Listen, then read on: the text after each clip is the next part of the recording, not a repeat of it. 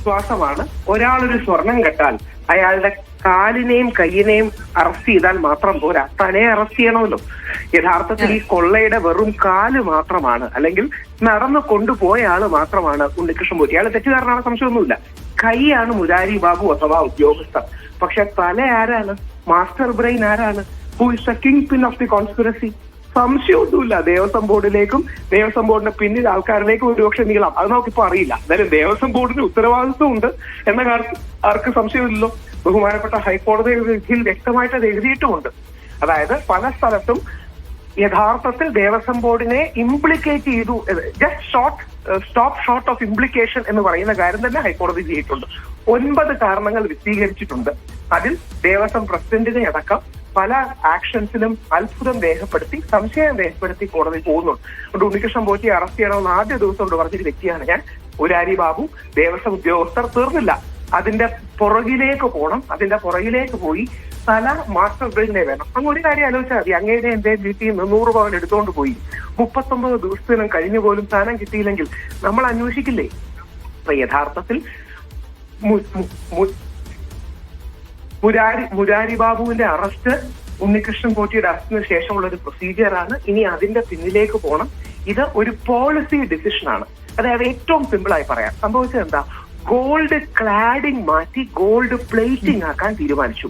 അതായത് നല്ല കട്ടിക്ക് സ്വർണം അടുക്കി വെച്ച് സ്വർണ്ണ പാളികൾ പതിക്കുന്നതിന് പകരം വില കുറഞ്ഞ് സ്വർണം പൂശുക എന്ന പരിപാടിയിലേക്ക് പോയി. കൃത്യമായ കണക്ക് പറഞ്ഞാൽ 1.561 കിലോഗ്രാം സ്വർണം പതിച്ചിരുന്നു നമ്മുടെ ചെമ്പ് പാളികളിൽ, അല്ലെങ്കിൽ ദ്വാരപാലക വിഗ്രഹങ്ങളിൽ.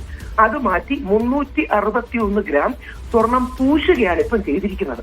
ആ അർത്ഥത്തിൽ ഓരോ കാര്യങ്ങളിൽ നിന്നും, കട്ടിളയിൽ നിന്ന് ബാക്കി കാര്യങ്ങളിൽ നിന്ന് സ്വർണം പൊതിഞ്ഞത് മാറ്റി സ്വർണം പൂശാനുള്ളൊരു ഗൂഢാലോചനയാണ് നടന്നത്. ഇതൊരു പോളിസി ഡിസിഷനാണ്. ഇത് കൊണ്ടുപോയ ആൾക്കാർക്ക് മാത്രമല്ല ഉത്തരവാദിത്തം. അവരും കോൺസ്പിറസിയുടെ ഭാഗമാണ്, കള്ളത്തരത്തിന്റെ ഭാഗമാണ് ഓബ്വിയസ്ലി. പക്ഷേ ഈ ഡിസിഷൻ ആരാ എടുക്കുന്നത്? ദേവസ്വം ബോർഡിന് അനുമതി ഇല്ലാതെ എടുക്കാൻ കഴിയുമോ? ദേവസ്വം മിനിറ്റ്സിൽ വ്യാജരേഖാ നിർമ്മാണം വന്നില്ലേ? അതിന് അതൊന്നും വേറെ തെളിവ് വേണ്ടല്ലോ. അതായത് സ്വർണ്ണപ്പാളികളെ ചെമ്പ് പാളികൾ എന്ന് രേഖപ്പെടുത്തിയാൽ അത് ഫോൾസിഫിക്കേഷൻ, ഫാബ്രിക്കേഷൻ ഓഫ് ഡോക്യുമെന്റ്സ് ആണ്. അപ്പൊ ഓൾറെഡി വ്യാജരേഖാ നിർമ്മാണം, മോഷണം അടങ്ങിയ കാര്യം പറഞ്ഞു. ദയവായി ഒരു കാര്യം ശ്രദ്ധിക്കുക. അനധിസാധാരണമായി ബഹുമാനപ്പെട്ട ഹൈക്കോടതി വിധിന്യായത്തിൽ പറഞ്ഞിരിക്കുന്ന വാക്കുകളാണ് heist and plunder of gold of Ayyappa. അതായത് നിങ്ങൾ മാധ്യമങ്ങൾ സ്വർണ്ണ കൊള്ളാം ഇത്രയും കാലം പറഞ്ഞതിനെ ഹൈക്കോടതി സാധൂകരിച്ചിരിക്കുകയും ഓറൽ ഒബ്സർവേഷൻ അല്ല, വിധിന്യായത്തിൽ എഴുതി വെച്ചിരിക്കുകയാണ്. ഹേസ്റ്റ് നടന്നു, പ്ലണ്ടറിംഗ് ഓഫ് ഗോൾഡ് നടന്നു, സ്വർണ്ണ കൊള്ള നടന്നു എന്നുള്ളത്. അപ്പോ ഇനി ആർക്കും സംശയം വേണ്ട. ഇനി അറസ്റ്റുകളിലേക്ക് പോകണം. ഇലക്ഷൻ വർഷമാണ്. CPM ആരെങ്കിലും പ്രതിരോധിക്കുമോ എന്നറിയില്ല. പക്ഷേ അന്നത്തെ ബോർഡ്, അന്നത്തെ ഉന്നത അംഗങ്ങൾ, അവരിലേക്ക് അന്വേഷണം നീളണം, അവരെ ക്വസ്റ്റ്യൻ ചെയ്യണം. അല്ലാതെ ഇത് മുമ്പോട്ട് പോകില്ല. ഇപ്പോൾ നടന്നത് സ്വാഗതാർഹമാണ്. ഹൈക്കോടതി ഹാൻഡ് പിക്ക് ചെയ്ത ഉദ്യോഗസ്ഥരാണ്.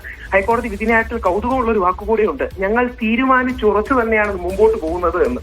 അതായത് അയ്യപ്പന്റെ സ്വർണം കട്ടവരെ ഞങ്ങൾ വെറുതെ വിടില്ലെന്നും ഇത്തരം പ്രവണതകൾ എന്നേക്കുമായി അവസാനിപ്പിക്കണമെന്നുള്ള നിശ്ചയദാർഢ്യത്തിലും ബോധ്യത്തിലുമാണ് ബഹുമാനപ്പെട്ട ഹൈക്കോടതി പോകുന്നത്. അത് ആശ്വാസകരമാണ്, ആവേശകരമാണ്. വളരെയധികം നന്ദി ശ്രീ രാഹുൽ ഈശ്വർ പ്രതികരിച്ചതിന്. അതായത് എല്ലാവരും ഈ ഹൈക്കോടതിയുടെ മേൽനോട്ടത്തിൽ വിശ്വസിക്കുന്നു. കാരണം ഈ അന്വേഷണം കൃത്യമായി നടന്നു പോകും എന്നുള്ളതാണ് പ്രതീക്ഷിക്കുന്നത്. കാരണം 1.5 മാസത്തെ സമയമാണ് ഈ പ്രത്യേക അന്വേഷണ സംഘത്തിന് നൽകിയിരിക്കുന്നത്. 1.5 മാസത്തിനകം ഈ സ്വർണ്ണക്കൊള്ളയുടെ പിന്നിൽ പ്രവർത്തിച്ചവരെ അടക്കം പിടികൂടണമെന്നുള്ള നിർദ്ദേശമാണ് ഹൈക്കോടതി അന്വേഷണ സംഘത്തിന് നൽകിയിട്ടുള്ളത്. അതിന്റെ ആദ്യ പടിയെന്നോണമാണ് ഇപ്പോൾ മുരാരി ബാബുവിനെ അറസ്റ്റ് ചെയ്തിരിക്കുന്നത്. മുരാരി ബാബുവിൽ നിന്ന് ലഭിക്കുന്ന വിവരങ്ങൾ പ്രകാരം മറ്റുള്ളവരിലേക്കും അന്വേഷണം എത്തുമെന്നാണ് പ്രതീക്ഷ. യെസ്, അത് തന്നെയാണ് രാഹുൽ ഈശ്വർ ചൂണ്ടിക്കാട്ടിയ ഒരു പ്രധാന കാര്യം എന്താണെന്ന് വെച്ചാൽ അവിടെ ഒരു പോളിസി ചേഞ്ചാണ് നടന്നിരിക്കുന്നത്. ഒരു സ്വർണം നന്നായി ആ പാളികളിൽ ഒരു ക്ലാഡിംഗ് പോലെ പതിപ്പിച്ചിരുന്നത് അത് മാറ്റിയിട്ട് അതൊരു സ്വർണം പൂശി അതിന്റെ പുറംഭാഗം മാത്രം മോഡിഫിക്കേഷൻ ചെയ്തെടുക്കാനുള്ളൊരു നയപരമായ തീരുമാനം കൂടി അവിടെ ഉണ്ടായിരിക്കുന്നു എന്ന് മനസ്സിലാക്കണം. സ്വാഭാവികമായിട്ടും അത് ചെറിയ മീനുകളുടെ തീരുമാനമല്ല എന്ന് ആർക്കും മനസ്സിലാകും. പക്ഷെ അത്തരം അന്വേഷണം അത്തരം വലിയ ആളുകളിലേക്ക് എത്തിച്ചേരുമോ എന്നുള്ളതാണ് കണ്ടെത്തേണ്ടത്. സിജോ ചേരുന്നുണ്ട്. സിജോ, ആ അന്വേഷണങ്ങൾ ആണ് ഇനി പ്രതീക്ഷ. അത് കുറച്ചുകൂടെ വമ്പന്മാരിലേക്ക് എത്താനുള്ള സാധ്യത അതൊരു പക്ഷേ മുരാരി ബാബുവിൽ നിന്ന് ലഭിക്കുന്ന വിവരങ്ങളുടെ കൂടി അടിസ്ഥാനത്തിലായിരിക്കും. അതുകൊണ്ട് തന്നെയാണ് ഇത് വളരെ നിർണായകമായ ഒരു അറസ്റ്റ് എന്നുകൂടെ പറയുന്നത്. അപ്പോൾ അത്തരത്തിലുള്ള കാര്യങ്ങളിലേക്കാണ് നമ്മൾ ഇനി ശ്രദ്ധ കേന്ദ്രീകരിക്കേണ്ടത്. എങ്ങോട്ടേക്കാണ് ഇനി അന്വേഷണം, അതിന്റെ ഗതി പോവുക എന്നുള്ളത്.